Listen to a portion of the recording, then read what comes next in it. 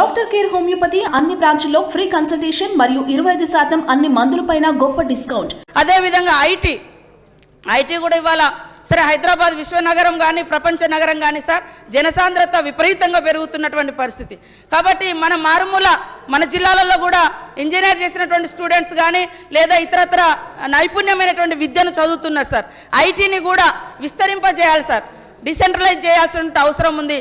కేవలం హైదరాబాద్ చుట్టుపక్కల కాకుండా ప్రతి జిల్లా కేంద్రానికి ఐటీ సంబంధించినటువంటి సేవలు విస్తరించే విధంగా మరి ఐటీ శాఖ మాత్యులు కృషి చేయాలని కూడా ఈ సందర్భంగా కోరుతా ఉన్నా సార్. అదేవిధంగా ప్రైవేటు ఉద్యోగాలు పెద్ద ఎత్తున సృష్టించబడుతున్నాయి, కానీ ప్రైవేటు ఉద్యోగాలలో మరి స్థానికులకు చాలా చాలా తక్కువ అవకాశం ఉంది. మనం తెచ్చుకున్నదే నియామకాల కోసం కాబట్టి మన యొక్క యువతకు ఉద్యోగ ఉపాధి అవకాశాలు కల్పించాలంటే ఖచ్చితంగా ఏ ఫ్యాక్టరీ వచ్చినా, ఏ పరిశ్రమ వచ్చినా, ఏ ఐటీ రంగం వచ్చినా దాంట్లో 95% ఉద్యోగ అవకాశాలు కల్పించాలని, స్థానికులకు ఉద్యోగ అవకాశాలు కల్పించాలని కోరుతా ఉన్నాం సార్. అదేవిధంగా ఐటీ సెక్టార్లో పెద్ద ఎత్తున భూములు కూడా మరి వివిధ పారిశ్రామికవేత్తలకు అందిస్తూ ఉన్నారు సార్. దాన్ని ఏ ప్రాతిపదికన ఎట్లా ఇస్తారనేది మాకు తెలియదు సార్. కాబట్టి ఎస్సీ ఎస్టీ బీసీలకు కూడా మైనార్టీలకు కూడా మరి వాళ్ళకు కూడా ఎంత % ఈ పరిశ్రమలను నెలకొల్పడానికి రాష్ట్ర ప్రభుత్వము సపోర్ట్ చేస్తుందనేటువంటి విషయాన్ని కూడా తెలియజేయాల్సినటువంటి అవసరం ఉంది. మాకు కూడా తెలుసుకోవాలనేటువంటి అవసరం ఉంది సార్. ఒక్క దరఖాస్తు టీఎస్ ఐపాస్ పోర్టల్లో పెడితే చట్టం ప్రకారం ఇదే శాసనసభలో మనం చేసిన శాసనం ద్వారా 15 రోజుల్లో ఖచ్చితంగా అనుమతి ఇచ్చి తీరుతాం. ఇవ్వకపోతే 16వ రోజు ఆటోమేటిక్ అప్రూవల్ అని చెప్పిన ఏకైక ప్రభుత్వం భారతదేశంలో తెలంగాణ ప్రభుత్వం. అధ్యక్షుడు, కొంతమందికి అనిపిస్తుండొచ్చు చెప్పడానికి బాగానే ఉంది, వినడానికి సుందరంగానే అందంగానే ఉంది, వినసొంపుగానే ఉంది, కానీ నిజంగా పని అవుతుందా అనే అనుమానం రావచ్చు. అధ్యక్ష, మా మిత్రులందరికీ అదేవిధంగా బయట వింటున్న ప్రజలకి, మా తమ్ముళ్ళకి, చెల్లెళ్ళకి ఎవరికైతే ఉద్యోగ అర్హులుగా ఉండి ఉద్యోగాల కోసం ఎదురు చూస్తున్నారో వారికి కూడా నేను చెప్తా ఉన్నా. అధ్యక్ష, ఈ విధానం వల్ల, టీఎస్ ఐపాస్ అనే విధానం వల్ల ఇప్పటికీ ఈ రాష్ట్రంలో 19,145 అనుమతులు 15 రోజుల లోపల ఇచ్చినాం. అధ్యక్ష, 16,43,000 పైచిలకు ఉద్యోగ కల్పనకు శ్రీకారం చుట్టింది ఈ ప్రభుత్వం. అధ్యక్ష, అందులో 16,45,000 అంటే కొంతమంది అడుగుతూ ఉంటారు, అధ్యక్ష ఎక్కడున్నాయి చూపెట్టండి, ఎక్కడున్నాయి చూపెట్టండి. మీరు తిరిగితే, మీరు కొద్దిగా ఓపిక పెట్టి మీరు పరిశీలిస్తే తెలుస్తుంది. మీకు కావాలంటే సమాచారం మొత్తం ఇస్తాం. ఆ 19,145 పరిశ్రమలు ఏంటి, ఎక్కడెక్కడ ఏ జిల్లాలో ఉన్నాయి, మొత్తం సమాచారం సభ ముందు తమ ముందు పెట్టడానికి మా శాఖ సిద్ధంగా ఉంది. అధ్యక్ష, మా ప్రభుత్వం యొక్క విధానం, గౌరవ ముఖ్యమంత్రి గారి యొక్క విధానం 3 రకాల. అధ్యక్ష, ఉద్యోగ కల్పనకు సంబంధించి తమ కాళ్ళ మీద తాము నిలబడి 10 మందికి సాయం చేయాలి ఈ తరం యువత అనే ఉద్దేశంతో 3 రకాల వ్యూహాలు తీసుకున్నాం. అధ్యక్ష, ఒకటి, నిన్న సభ సాక్షిగా నేను గౌరవ సభ్యులందరి తరఫున, ముఖ్యంగా నేను టీఆర్ఎస్ పార్టీకి కార్యనిర్వాహక అధ్యక్షుడిగా కూడా ఉన్నాను. అధ్యక్ష, మా అందరి తరఫున, మా పార్టీ తరఫున గౌరవ ముఖ్యమంత్రి గారికి తెలంగాణ యువత తరఫున పాదాభివందనం చేస్తా ఉన్నా. అధ్యక్ష, ఎందుకంటే ఏ ముఖ్యమంత్రి కూడా ఇప్పటి వరకు ఈ రాష్ట్ర చరిత్రలో, ఉమ్మడి ఆంధ్రప్రదేశ్ చరిత్రలో కానీ తెలంగాణ చరిత్రలో కానీ ఏ ముఖ్యమంత్రి చేయని విధంగా సావధానంగా ఏ జిల్లాల్లో ఎన్ని పోస్టులు ఉన్నాయి, ఏ శాఖలో ఎన్ని ఖాళీలు ఉన్నాయి, ఏ జిల్లాకి ఎన్ని పోస్టులు వస్తాయి, ఏ జోన్లో ఎన్ని ఉన్నాయి, ఏ శాఖలో ఎన్ని ఉన్నాయని చెప్పి మొత్తం 91,000 పోస్టులు.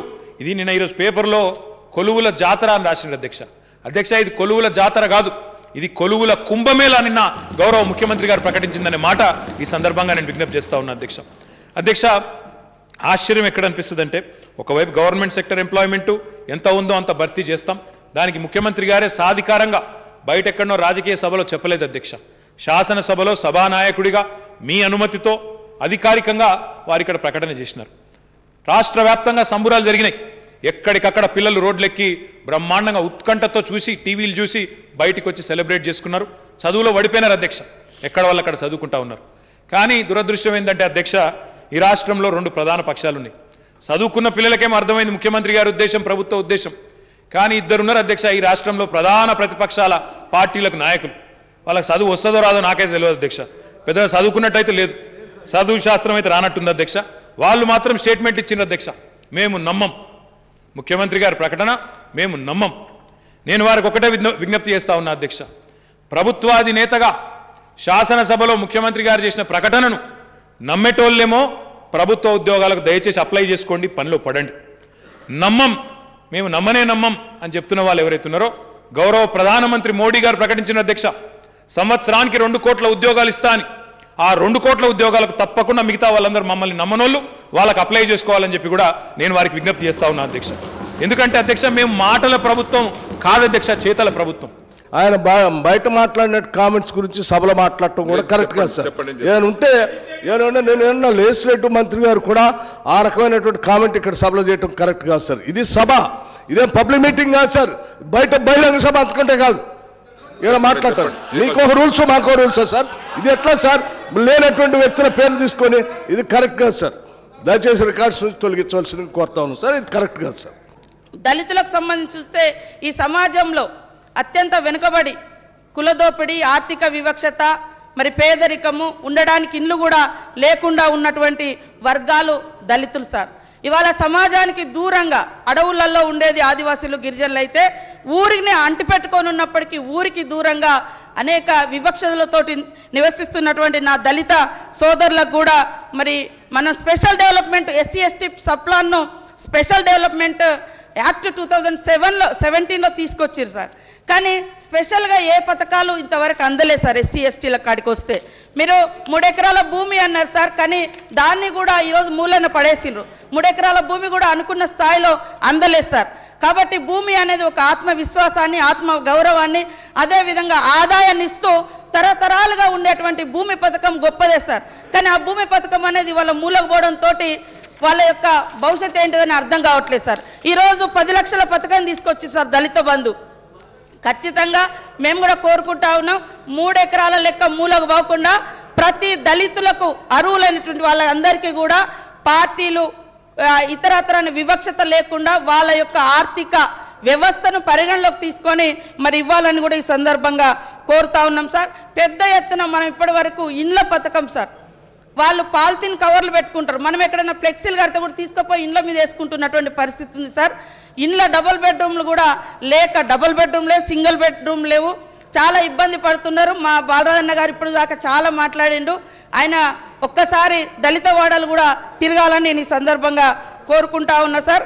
అదేవిధంగా మరి ఎస్సీ ఎస్టీలకు ఉద్యోగాలలో సీనియారిటీలో ప్రమోషన్స్ కూడా అడ్వకసీ అనేటువంటి ఒక పదం అడ్డంతో ఇవ్వడం లేదు సార్. అదేవిధంగా ఎస్సీ ఎస్టీల సబ్సిడీ వెహికల్స్ కూడా వాటికి సబ్సిడీ డబ్బులు కూడా రాక ఏండ్ల కొద్దీ మరి వెహికల్స్ తీసుకొని నడుపుకుంటున్నారు, లేదా ఇతరత్ర పరిశ్రమలు పెట్టుకున్నటువంటి వాళ్లకు మరి డబ్బులు రాక ఆర్థికంగా చితికిపోతున్నారు సార్. అట్లాంటివన్నీ కూడా వేగవంతం చేయాలని కూడా ఈ సందర్భంగా తెలియజేస్తా ఉన్నాం సార్.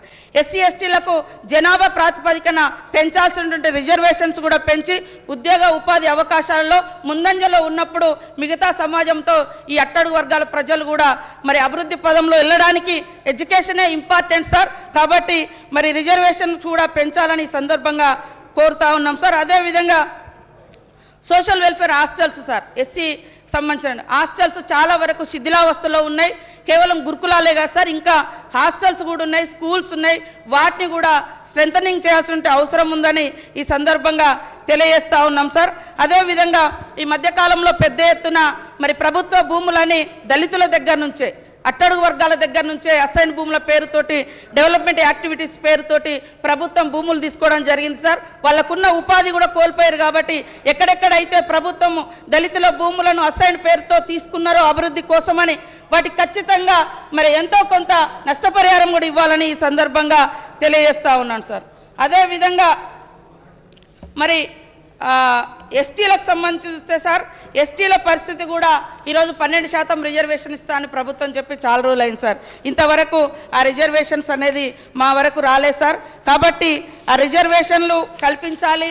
అదేవిధంగా ఎస్సీ ఎస్టీ విలేజ్లలో రోడ్ కనెక్టివిటీ ఇంతవరకు కొత్త గ్రామ పంచాయతీలకు ఇవ్వలేదు. ట్రైబల్ వెల్ఫేర్ నుంచి అయితే ఒక్క రోడ్లు కూడా రాలేదు. మా సోదరిమణి గారు ఉన్నారు, వారికి కూడా తెలుసు. కాబట్టి రోడ్లు కానీ, రిజర్వేషన్స్ కానీ, అదేవిధంగా కేంద్ర ప్రభుత్వం ఒప్పుకున్నది కానీ ములుక్కు ఇంతవరకు ట్రైబల్ యూనివర్సిటీ తరగతులు ప్రారంభించినటువంటి దాఖలాలు లేవు సార్.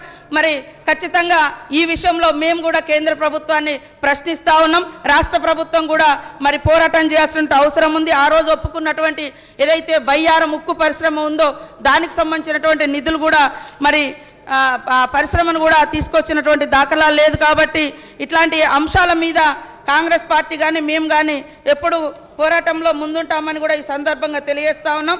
ఆ రోజు ఇచ్చినటువంటి మరి హామీ ప్రకారము ప్రభుత్వం ఇవ్వాలని ఈ సందర్భంగా మేము డిమాండ్ చేస్తూ ఉన్నాం సార్. అదేవిధంగా మరి ఏదైతే ఇవాళ పోడు భూములకు సంబంధించి సమస్య కూడా ఉంది సార్.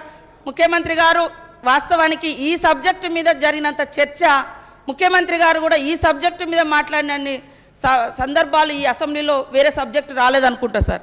అయినా కూడా ఎందుకో ఫారెస్ట్ అధికారులు పదే దరఖాస్తులు తీసుకున్నారు. ఒక దిక్కు అవి అక్కడనే ఉన్నాయి, మళ్ళీ దాడులు చేస్తూ ఉన్నారు. ఒక దిక్కు కుల వృత్తుల మీద, ఒక దిక్కు గిరిజనుల మీద, సాగులో ఉన్నటువంటి భూముల మీద పట్టాలు వస్తాయా రాదా, అసలు అప్లికేషన్ ఉన్నదా, రిజెక్ట్ అయిందా తెలియకుండానే వాళ్ళు దాడులు చేసేటువంటి కార్యక్రమం చేస్తూ ఉన్నారు. దీన్ని కూడా ప్రభుత్వం ఆలోచించాల్సిందిగా కోరుతా ఉన్నాం సార్. అదేవిధంగా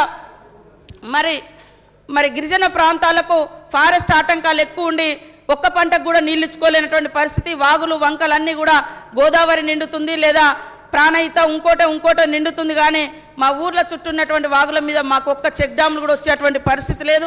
కనీసం రోడ్లు కూడా నిర్మించుకునేటువంటి పరిస్థితి లేదు. సిఆర్టీ టీచర్లు ఎవరైతే ఉన్నారో మరి కాంటిజెంట్ వర్కర్స్ కానీ, సిఆర్టీ కానీ, ట్రైబల్ వెల్ఫేర్ డిపార్ట్మెంట్లో వాళ్ళకు కూడా మరి పిఆర్సీ వర్తింపజేయాలని ఈ సందర్భంగా తెలియజేస్తూ, రెగ్యులరైజ్ చేయాలని కూడా ఈ సందర్భంగా తెలియజేస్తా ఉన్నా సార్.